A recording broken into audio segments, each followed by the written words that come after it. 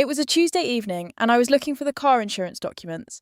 I had been putting it off for 2 weeks, the kind of small administrative task that accumulates a particular low-level guilt, the longer it sits undone. The renewal was due at the end of the month, and I needed the reference number from the previous year's documents, and I had a memory of putting them in the glove box. The glove box had several things in it: the documents I was looking for, a parking permit, a torch I keep there because the car park at work is unlit and I walk to it alone, a pen that had long since run out of ink, and in the inner zipped pocket at the back, behind the documents, a mobile phone, a cheap handset, prepaid, no case, not mine.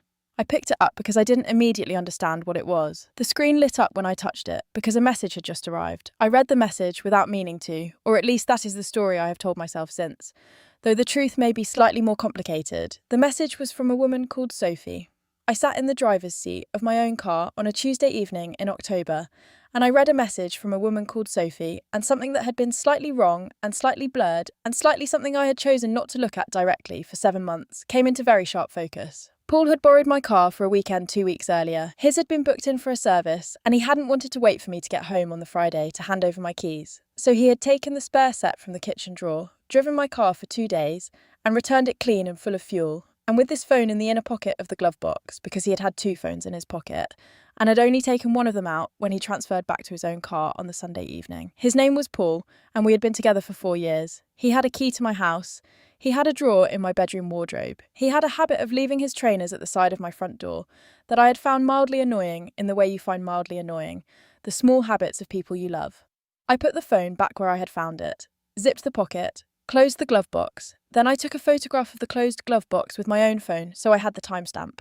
Then I went inside and made dinner. I did not tell anyone for a week, not because I was in denial. I wasn't, not even slightly, but because I had watched my friend Natalie go through something similar 3 years earlier, and had watched her make every decision in the first 48 hours, in a state of shock and anger that meant they were not quite the decisions she would have made with more time. Some of those decisions had taken 2 years to recover from. I was not going to do the same. I spent the week thinking about what I actually wanted, what I wanted for my life, not what was fair or what I was owed or what Paul deserved, what I wanted for the next chapter of my own life and what it would look like. I wanted out, cleanly and completely and without drama. Paul came over on the Saturday evening. I had cooked dinner because I always cook dinner on Saturdays, and doing anything different would have required an explanation I wasn't ready to give. We ate and talked about ordinary things, and I was present and engaged, and he had no idea. After dinner, I said there was something I needed to talk to him about. He put his fork down. People always put their fork down when they know. I told him I had found the phone in the glove box of my car. I told him I had read one message and put it back. I told him I was not interested in the details of what the phone contained, or how long it had been happening, or any of the explanations that were presumably available to me if I wanted them. I was ending the relationship. He did not deny anything. I had been prepared for denial, and I had not been prepared for the absence of it. He sat very still for a moment. Then he said he was sorry. I said I knew. I asked for my key back. He gave me the key. He went to the bedroom and collected the things from his drawer. He took his trainers from beside the front door. I heard the door close, and then his car starting on the street outside, and then nothing. He sent a message 3 days later saying he wanted to explain and that he thought I deserved that. I read it and didn't reply, because I had thought about it and decided that the explanation would not change what I knew and would not change what I had decided and would only require me to spend time in a conversation I did not want to have. He sent another message 2 weeks after that, along similar lines. I read that one too.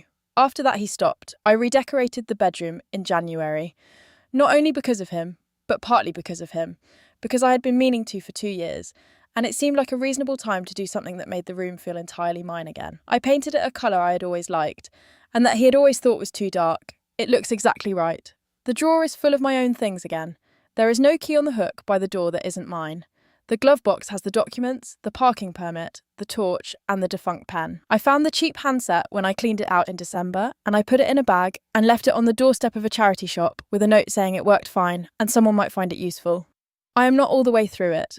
I don't think that's how it works after 4 years. But I am through the worst of it, and I wake up most mornings now without the weight in my chest that was there every day for about 2 months. Progress is progress. Has someone's carelessness revealed more than they meant it to? Drop it in the comments. And if you want more complete stories with no part 2s that never come, follow the page. New story every day.